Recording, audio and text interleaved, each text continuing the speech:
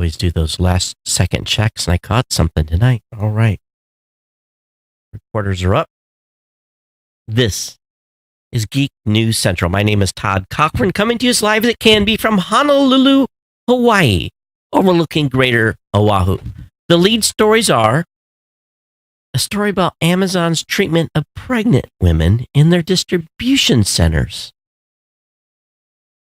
A hypothetical, what if an asteroid was on a collision course with Manhattan? Apple is going to face EU antitrust thanks to Spotify. And 2 senators want a hammer thrown at Facebook. I want to welcome you to episode 1365 of the Geek News Central podcast for Monday, May 6th. This show is sponsored in part by GoDaddy.com and listeners just like you. Great deals from GoDaddy can be found at geeknewscentral.com/GoDaddy. And you too can support this show today at geeknewscentral.com/insider. Warning in advance, if I turn away during the live event or if there is a pause, I am fighting a massive head cold. We'll talk about it a bit later in the show, but I hope I'm suppressed through the end of the podcast. We'll see. But anyway, I want to welcome all the new listeners and both those of you that have been longtime family members, part of the Ohana here. Thanks for being part of the family. And for those new folks, make sure you get over to geeknewscentral.com. It's real simple. All you got to do is just visit the website. And when you're on there, we want you to subscribe to the podcast via Apple Podcasts on Android, email, Google Podcasts, Stitcher, TuneIn, Spotify, or the old school trusted and true RSS feed that basically powers this whole crazy thing called podcasting. If you don't know how to subscribe, don't worry. Click on the more subscription options. We give you some instructions on how to do that. Again, visit the website. Jeez, knew I wasn't going to make it. and get subscribed. Of course, you can subscribe to the newsletter as well. Newsletter contains everything I'm going to be talking about during the show. And basically, everything is contained within the actual show notes. We, of course, want you to watch the show. If the opportunity arises, you can do that on your Apple TV, or you can listen on Blueberry.com. You can listen on your smart home device by telling that device and using the keyword to launch it to say, play the podcast, Geek News Central. Of course, we are live. Today, we're live on YouTube, Facebook, Twitter, Twitch, Mixer, and we basically where you are. And of course, more importantly, we're at live.geeknewscentral.com. You can always go there and catch the latest episode as well, the replay of that, if you so desire. And that's an opportunity for you to do so. At the same time, you can join our chat room at geeknews.chat. It's a Mastodon chat server where you can come on and be part of the Ohana and add your commentary. Of course, you can join our Slack channel as well if you want. Send me an email at geeknews@gmail.com. And that's a great way to reach out to me as well. And that's the primary contact way for the show. Of course, you can do it on Twitter as well at Geek News. You can follow me on Facebook, make comments there if you so desire. Partner shows include the GNC Weekend Review, the Gadget Professor, Pro Gear Site, the New Media Show, and the Podcast Legend Show. All of those are linked at geeknewscentral.com. You can pick up Ohana gear at cafepress.com/Ohana store. And of course, the show would not be possible without our good friends at GoDaddy.com. We will make sure that you get the best savings available on the planet. All you got to do is go over to geeknewscentral.com/GoDaddy. That'll get you linked up with all of our deals. And on that page, you're going to find 30% off new product purchases. You can find a 99cent.com. You can find $1 a month economy hosting with a free domain for the first year. That's $12, get you going. $1 a month managed WordPress hosting for the first year, again with a free domain. $12, get you started. And 1 month free trial of GoDaddy website builder for those of you doing businesses and so forth. Your choice of personal, business, or business plus plans. Again, all these deals where you can save money and you can support this show directly. And the things that we do here is at geeknewscentral.com/GoDaddy. Your utilization of our sponsorship codes really keep the lights on and allow me to do what I do as a personal podcast and being able to go around to different events keep the writers paid, everything that happens on the website. We've actually just invested in a little more tweaking to the website to make it, more mobile friendly. And you'll find mobile page speed loads are now at like the 90 percentile, 95 percentile for page speed test. So definitely your dollars that are earned, or my dollars that are earned from these sponsorships, go right back into the production and everything that I do. And of course, we're getting ready to pull the plug here in Hawaii. And GoDaddy is going to travel along with us as we move the studio to Michigan, but only if you continue to support the sponsor. And we appreciate it when you do so. geeknewscentral.com/GoDaddy. So let's just talk about this head cold. So I was in Columbus, and the heat went out in the hotel we were in. Now, I would have moved, but we're having meetings there at the end of the week, and it just, oh my goodness. I wasn't so bad a week ago, Friday, Saturday, but Sunday, I felt it coming on, and by Monday, it was probably the worst head cold I've ever had, and I'm still fighting it, right? Even today, it's ridiculous. I thought I was on the downswing last Thursday and getting back on track, feeling a lot better than I was, but I'll be honest, I have not had a cold like this. And I don't think it was a flu, because it was all this, ear, nose, throat.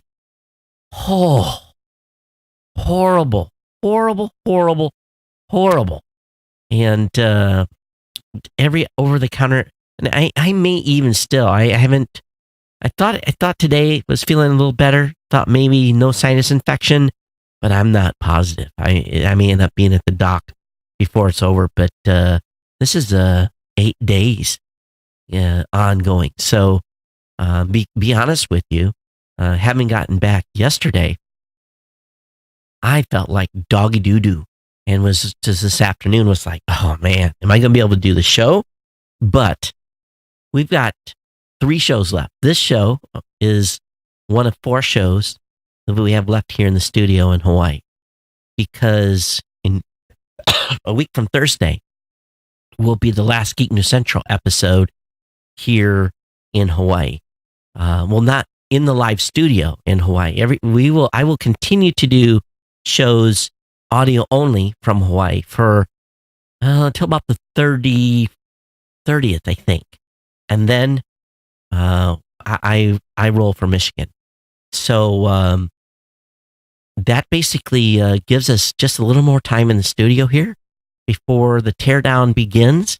But we've been a long ride here in the studio. Really, it's 10 and a half years in this particular spot, which is more than 2/3 the length of this show. So some memories, and it'll be interesting to see what we find as I tear stuff down and pack stuff up. There's so much crammed into a small area. I am sure there's stuff that has fell behind nooks and crannies that I've been looking for. So that'll be fun to share as we go forward too. But had a great week last week. Back-to-back meetings. Glad to be back here throughout the month of May. But the Matson container is paid for. Almost $7,000 for the container. So, yeah, that took a dent on the credit card. And then $400 or some dollars for the inter-island trucking shipping. And they're saying 21 days. From the time they pick it up here, it'll go out on the 31st. They'll be on the boat heading towards Los Angeles on the 31st. And then they're saying a 3-week transit time. So ship, rail, and then truck to get it to get the stuff to our new location. So I've got a lot to do here over the next. You're going to start to see the wall behind change. Matter of fact, you can't see all of it, but some of it's changed already, because I took basically about about 140, like 200 pounds worth of gear that I flew to Columbus when I flew out, and it remains there in our office. So we'll see how things roll here over the next few weeks as I start to pick up the tempo and getting the studio packed out and ready to ship. So we just keep you advised, and stuff may start to get dismantled around me. The picture here may not change, but we'll let you know. Hope everybody's been doing well. And thanks for, I get some email from some of you that had some private comments. I do want to appreciate some of your feedback there. And I still have people that are part of the Ohana that are like, you're moving? Where are you going? And you can tell they haven't listened to a show for a little while. So, but anyway, got a great show for you tonight. Kirk did a great show prep. Hope you liked the 2 episodes that came out of our studio in Columbus. Look forward to getting video set up in there. So that should be fun. But, that's all to be happening within the next couple of months. So anyway, onwards we go to the live show. If you're on tonight, make sure you say hello in the chat, whether it be on YouTube, whether it be on Facebook, on Twitter. Make sure you do a reply or retweet of the show. We definitely appreciate it when you do that. And anyway, let's move on here. So, big article today on CNET talking about Amazon having fired 7 pregnant workers who then sued. And from what I've read here, it looks like the Amazon is settled with a number of these workers. But to me, I was just kind of appalled at, well, not kind of, I am appalled at the what transpired, at least their side of the story. And it really all started with these ladies who worked on the distribution floors, who basically came to work with their doctor's slip and said, hey, I'm not supposed to go up and down stairs. I'm not allowed to lift more than 20 pounds, and I need more bathroom breaks. And for any of you that are moms and dads out there, you know that the moms to be, or the moms, they have to use the bathroom a lot. It's just the way it is. The baby causes pressure, and there's not the bladder can't hold as much. So, this is what happens. And a lot of these women got fired, at least 7 of them that the folks at CNET have reviewed here. And this is, if true, which in my opinion, the CNET folks did a good job in this article reviewing these 7 lawsuits. It looks to me like Amazon has some splaining to do. And these cases feel the perception that Amazon has created grueling conditions at their United States fulfillment centers in the rush to build the online marketplace for everything. And of course, people are now, trying to push for unionization and a variety of other things within these fulfillment centers. And as the company introduces same-day delivery or Prime 2-day shipping, we're going to see potentially more of these incidents because the employees are going to be pushed even more harder. And they want to push out as much product as possible, but maybe they should hire a few more people, if that's the case. But it appears that Amazon has settled with 4 of the ladies involved, and cases are ongoing, and some comments couldn't be made, I'm sure, because of settlements. But another disparaging, really review here of definitely some things going on at Amazon that makes you think just a little bit about what this company's doing and how they're treating their employees. Over at space.com, they did there was a conference, the International Academy of Astronautics Planetary Defense Conference, which was held in College Park, Maryland last week. they did a exercise, and it was basically a scenario as if they knew an asteroid was going to hit Earth, and it was basically started with an 8-year timeline. They went then and went through the various disciplines to talk about what they would do, the budget that was assigned, talked about updated impact zones and what would happen if a chunk of this asteroid may hit, let's say, for example, Manhattan. And what I took away from the conversation of this article is that we simply don't have a clue. And if something happens, there is a near-Earth object that is going to impact the Earth, and it's going to hit a landmass or even the ocean. We haven't really thought it through too much. And there's lots of holes. And potentially, a lot of us are going to die if something like that ever happens. But it talks about the scenarios they went through, and it was a good exercise, I foresay. But does that mean it's going to allow more budgets and more money to be spent on detection, and then potentially what will be done to protect us? So it's just not a matter of if, it's when. And it's a big space out there, obviously. A lot of things have to happen for things to come together, but it happens all the time. So it just depends on how big the object is. So anyway, good article. Link will be up in the show notes, of course. Apple is facing a EU antitrust investigation thanks to Spotify. So this is kind of interesting. Spotify has been a little bit on the warpath, making a lot of noise, talking about Apple quite negatively. And in the complaint that Spotify made, they said that Apple charges subscription companies a 30% fee.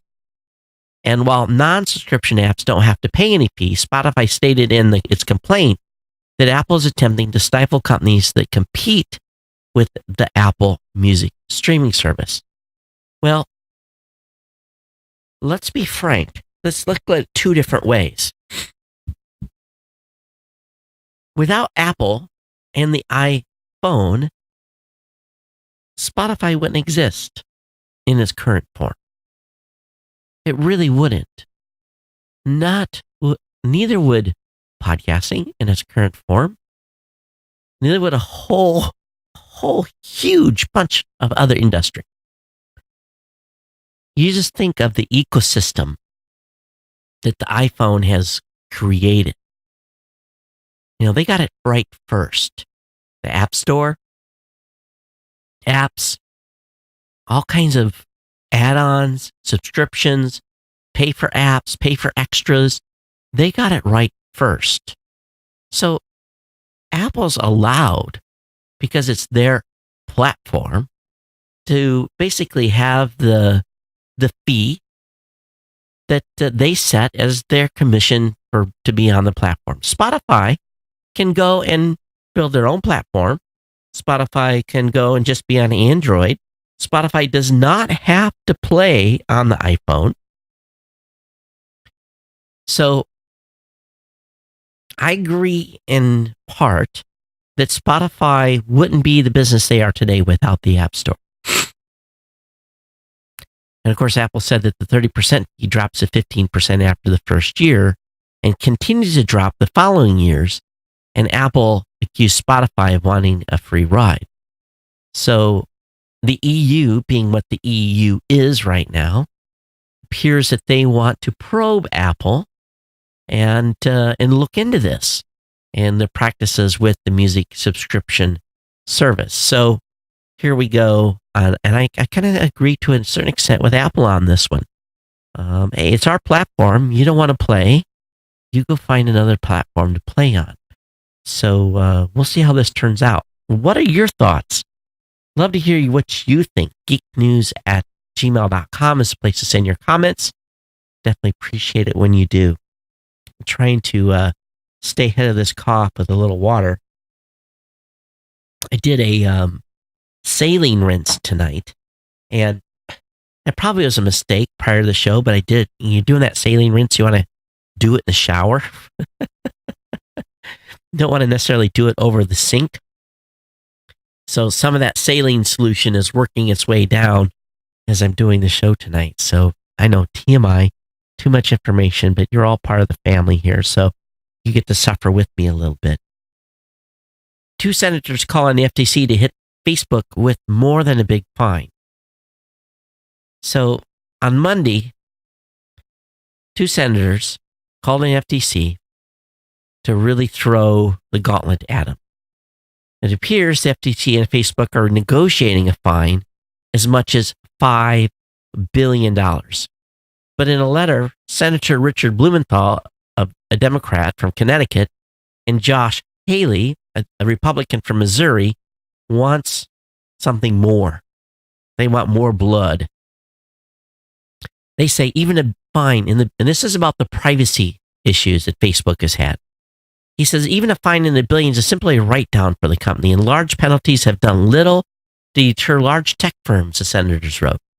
The FTC should impose tough accountability measures and penalties for individual executives and management responsible for violations of the consent order and for privacy failures. And of course, the consent order refers to a 2011 agreement Facebook struck with the government. the FTC acknowledged receiving the letter, and Facebook didn't have a comment. And again, the FTC investigation stems from the Cambridge Analytica event, which we've talked about many times, surrounding the 2016 political election. So here we go. Here's a little unknown fact. Apple says that they buy a new company every few weeks. So their CEO has said they've acquired 20 to 25 companies in the past 6 months. And Apple refrains from announcing deals with these small companies. He said Apple buys a company and, it's often a tech acquisition or acqui-hire, they're looking for bodies, and but it shows the aggressive purchasing power that Apple has with $225.4 billion in cash, which they have on hand. So going around buying stuff is not that big of a deal. They just write the check, right? So they say when we have a little extra cash laying around, we do this. If we have money left over, we see what we can do. With $225 billion in cash on hand, he's saying if we have money left over, please, just give me a break. Uber, oh boy, Uber and Lyft drivers are planning to strike on Wednesday ahead of Uber's IPO. So if you're planning on taking Uber on Wednesday, they're going to strike for 2 hours. So if you're in New York City, Philadelphia, Boston, and Los Angeles, and you want to go on an Uber ride from 7 to 9 a.m., call a cab. And Wednesday, May 8th, according to New York Taxi Workers Alliance, drivers in several cities in the UK, including London, Birmingham, Nottingham, and Glasgow, are also participating in the work stoppage. Uber is expected to go public for an eye-popping $90 billion valuation on May 9th. So, I don't know if you're up to date on... Well, anyway, good luck with the IPO, and I bet you there'll be a lot of Uber drivers driving because less drivers are driving, it'll be in surge. Just watch. How many of you watch Game of Thrones? Whoa. I won't put any spoilers here, but someone is from last night's show is really pissed.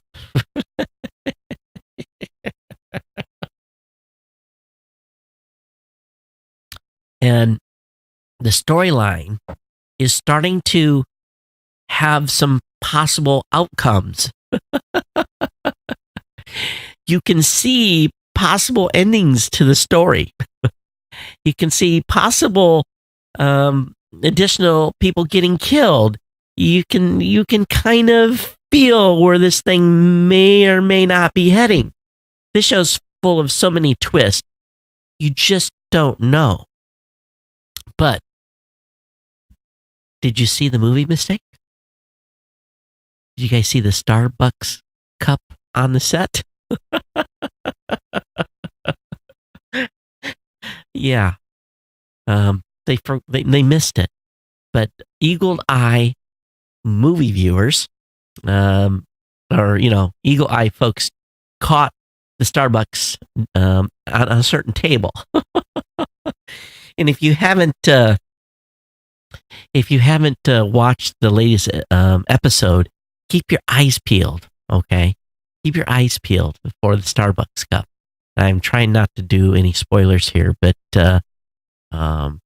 what a battle, right? And cheers for a certain individual during the battle, right?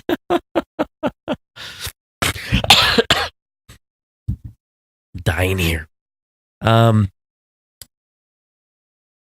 Over at space.com, Richard Nixon's Apollo 11 artifacts are on display at the Presidential Library. His signature landed there. He spoke to the astronauts on the surface, and now 50 years later, his museum is exhibiting the history that connects Richard Nixon to the moon.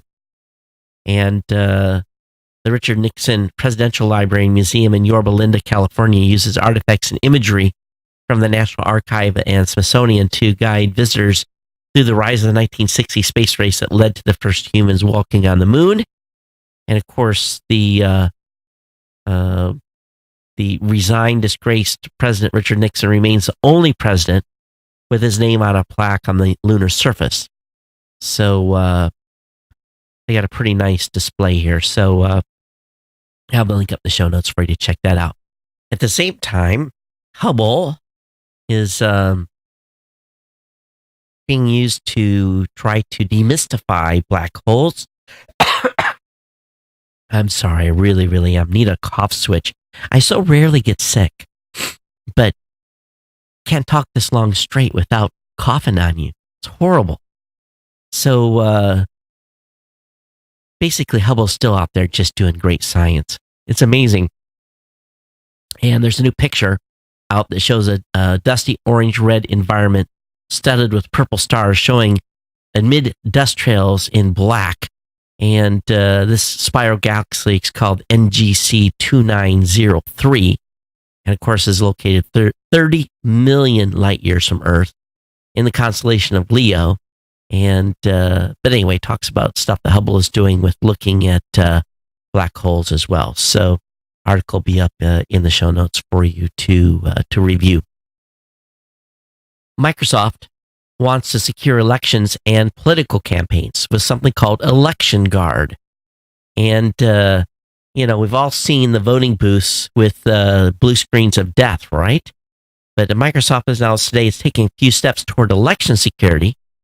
Election Guard, an open source software development kit that will offer public verifiability and other measures for elections.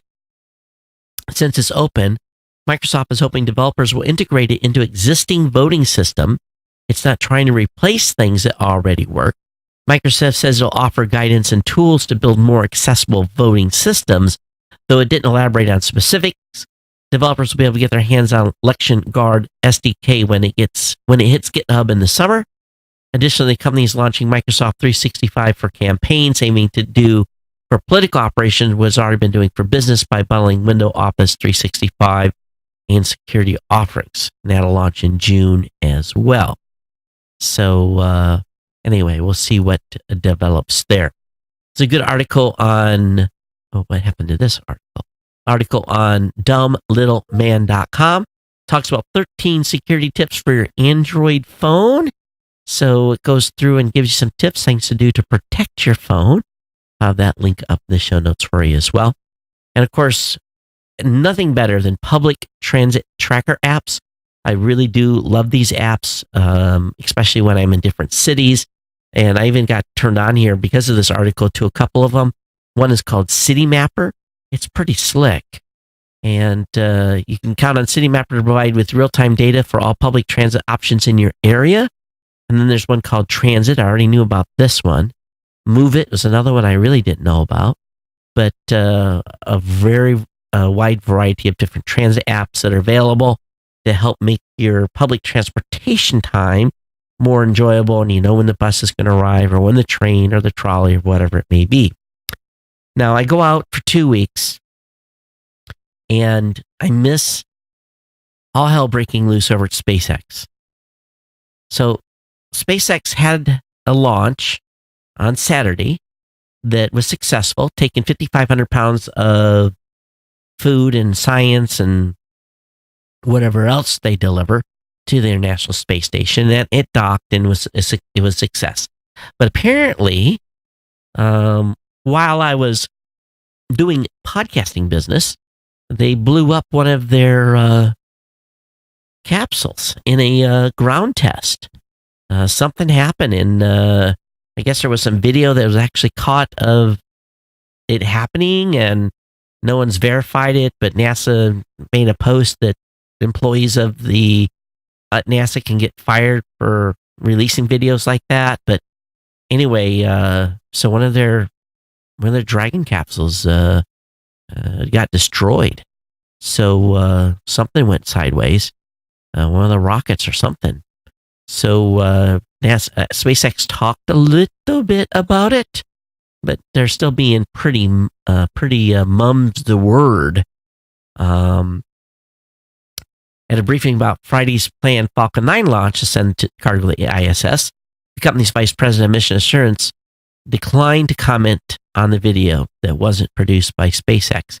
He did confirm that a mishap occurred. When the Dragon was on the test stand, the capsule had successfully test-fired its smaller Draco thruster, but just before it fired its Super Draco engines, there was a boom, and the vehicle was destroyed. So, like I said, something went sideways in a very bad way. Over at lifehacker.com, they've got an article about how to spot fake reviews on Amazon. And I think it's important when I look at products, I look at the reviews and I read the reviews. That's the key here. And I also read the question and answers. I go through and read those a little bit. So look for verified purchases, read the product Q&A, and read non-Amazon reviews as well from other sites, okay? And there's also a website called FakeSpot, and it basically helps you detect fake reviews on products that you may be thinking about buying. If you have a question, this is a good resource. Over at Macworld, they're saying the iOS 13 biggest secret is revamped apps and handy new features, making it easier to use with one hand, and a sleep mode. And they say iOS 13 could be the biggest release since the controversial iOS 7 overhaul. And one of the most intriguing rumored new features is something called sleep mode, and it will be an upgraded version of the underutilized bedtime tab. I use that exclusively now, which basically puts your phone on do not disturb. So, but it's going to be a focus on apps. There's going to be a dark mode as well. So we'll see what happens here. We're not too far away from WWDC. So we'll get the real deal here shortly. The 4 U.S. major wireless carriers are facing a proposed class action lawsuit, which accuses them of violating federal law by selling their customers' real-time location data to third parties. The complaints seeking class action status and financial damage were filed last week against AT&T, Verizon, T-Mobile, and Sprint in the U.S. District of Maryland. The 4 suits filed on behalf of customers by lawyers from the Z law firm in Maryland all begin with text nearly identical to this. This action arises out of the defendant's collection of geolocation data and the unauthorized dissemination of third parties and the geolocation data collected from its users' cell phones. AT&T immediately sells customers' geolocation data to third party, including but not limited to data aggregators, who in turn are able to use or resell the geolocation data with little or no oversight by AT&T. This is an action seeking damages for AT&T's gross failure to safeguard highly personal and private consumer geolocation data in violation of federal law. And they're looking for 300 phone users to get some money. Probably get about 15 cents each. That's how these things work. Or, the 300 million, though, the lawyers will get 70% of that. And the rest will be distributed equally to those of us that have phones. And like I said, we'll get 15 to 73 cents or $1.20 or something like that for this class action lawsuit. The only thing that, the only people that get rich in these is the lawyers when they succeed. Really, that is the only people that get rich in these types of lawsuits. But on the other hand, this is a good one. The FTC is suing a backpack creator for allegedly using crowdfunded money to buy Bitcoin. It was called the iBackpack. It never shipped. He raised $800,000, paid his bills, withdrew money from the ATM, partied a little bit, promised and repromised for shipments and repromised that they were going to deliver, and it never happened. He paid off some personal business cards. He bought some Bitcoin. Well, the FTC's not too happy with him, so they went after him and sued the backpack creator for basically being a fraudster. So I hope they get their pound of flesh out of this guy. I really, really do. For scammers that are out there taking advantage of people on crowdfunding sites. If you're a Windows user and you think you've may have gotten some malware, I'm being honest with you. I run Malwarebytes on every machine I have, Windows or Mac. And I love that little program. It's very healthy. But if you're not running a malware's application and you get basically hacked, well, PC World's got a step-by-step process to help you become basically unhacked. And this may not even be enough. So anyway, I have this up in the show notes for you to review. Commercial drone sales are way more popular than the FAA expected. Growth of personal drones, non-commercial drones, increased by 170% last year. They thought it would be at a 44% growth. But get this. The FAA now sits at 277,000 registered drones, mine included. But there's 1.25 million drones in the U.S., expected to rise to 1.4. In the same year, the FAA now predicts there will be 835,000 commercial drones, which to me is actually an incredible number. That's amazing. The original prediction, there would be about 452,000 commercial drones flying by 2022. But they say that number will be achieved. It will be achieved by 2020. Excuse me. So they haven't hit that number yet. So very, very exciting stuff about the drone space. I think most of my drones are now in Columbus. The Apple Watch may soon get an on-device app store. And you can also expect more health features, revamped core apps, and more. And it's no secret that we're going to see plenty of software updates for WWDC. But a Bloomberg source claims, though, that many of the software introductions planned for the June developer event, that WatchOS would receive a major update and make it considerably less dependent on an iPhone. And I always confuse people when I pull out an Android and have an iPhone on.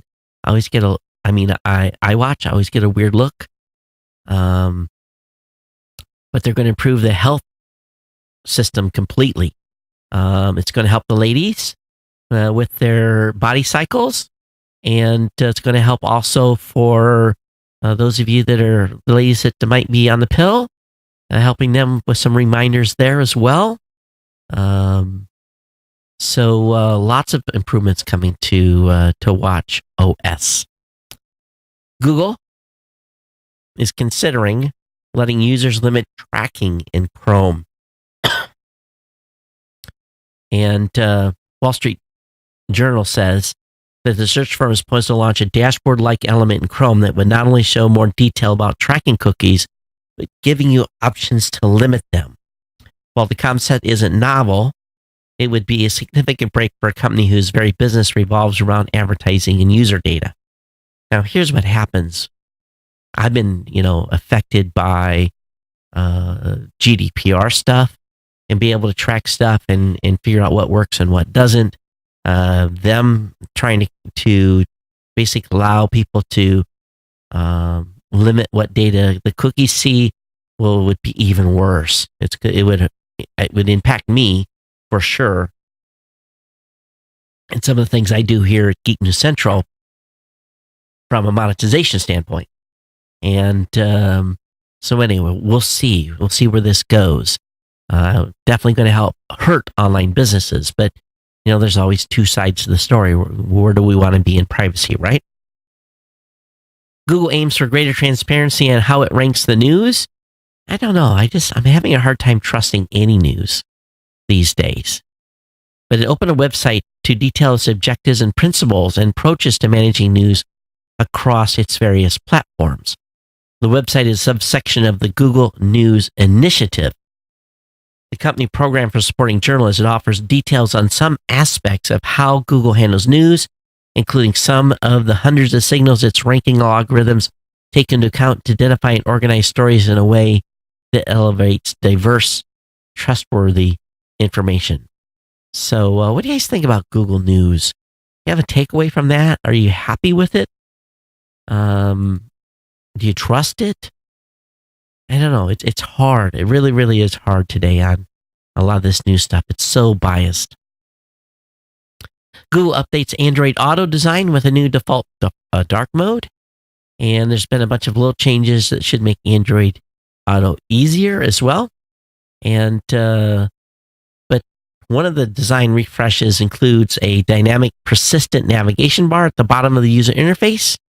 And instead of just a static white buttons on a black background, the new version allows some apps to essentially take over a section of the navigation bar, allowing for more granular control without requiring the driver to switch the full app to the full app in question. So we'll see. How many of you are using Android Auto?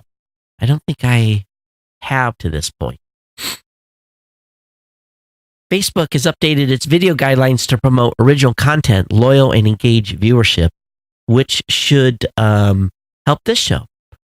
We have people that come on and watch the live show and stay on for the whole event, and it seems to work out pretty well for me from an engagement standpoint.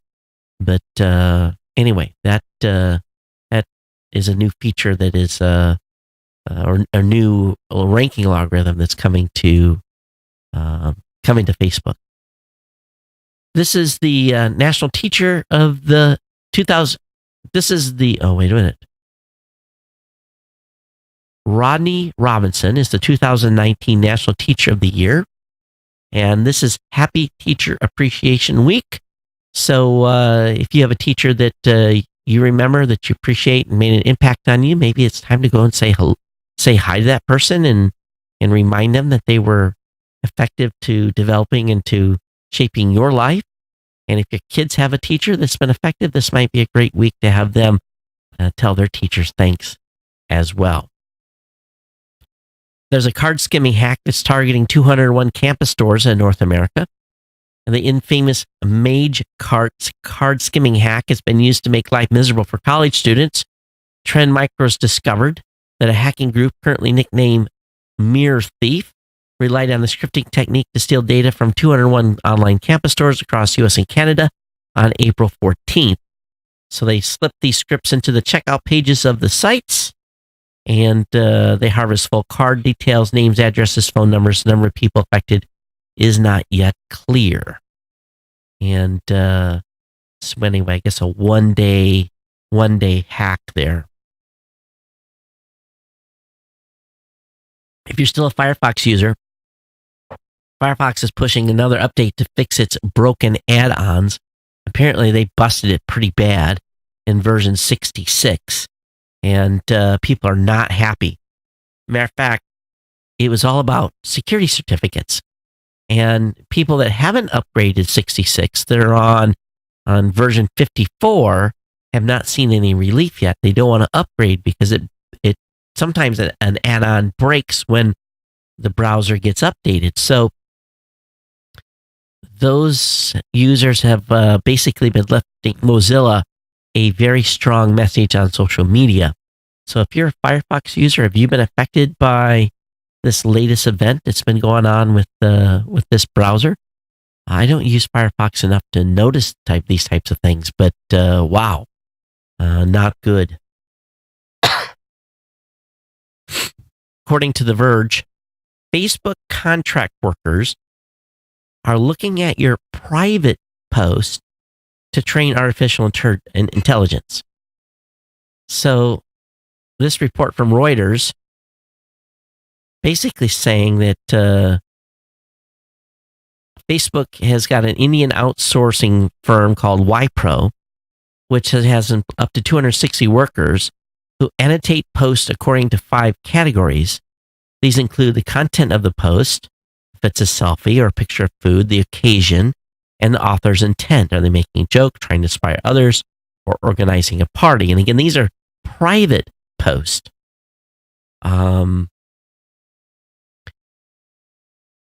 Why is Facebook allowing other people to review private posts when you share that with your wife, sister, friend, whatever?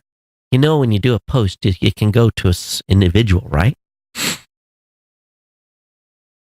Facebook says there's 200 such content labeling projects worldwide, but just seems funny that they are reviewing private posts.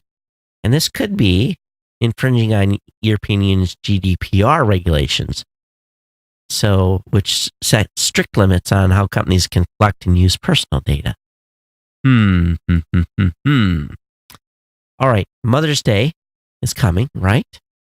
So have you thought about Mother's Day gift? Well, of course, an Apple Watch, a Fitbit, a Mophie charge pad, an aux key USB-C power bank. Lots of ideas here. Lots of things for mom on the tech side. So maybe some headphones. These are all suggestions from Ars Technica. I'll have the link up in the show notes for you. All right. That's it for content. I do have a comment that came in. And this is from someone that's talking about JetBlue.